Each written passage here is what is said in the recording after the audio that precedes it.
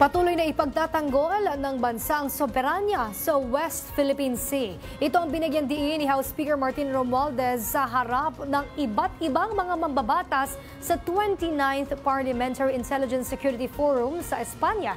Ang buong detalye sa report ni Jap Regala.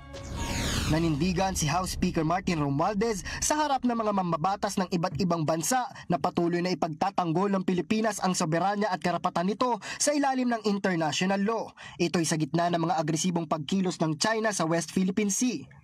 Let me be clear. The Philippines remains steadfast in protecting our rights and entitlements in the West Philippine Sea by upholding international law, particularly the 1982 UNCLOS and the 2016 South China Sea Arbitral Award.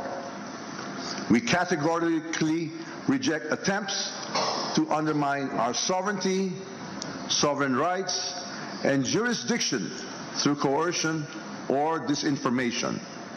Bunsod ito ng mga ulat na binomba ng water cannon at binangga ng China Coast Guard ang sasakyang pandagat ng Bureau of Fisheries and Aquatic Resources o BFAR habang nagsasagawa ng Marine Scientific Research Mission sa Sandy Cay. Binigyang diin naman ni Speaker Romualdez na hindi isusuko ng bansa ang karapatan nito. Our approach is anchored on legal clarity, diplomatic dialogue, leveraging partnerships, and the peaceful settlement of all disputes.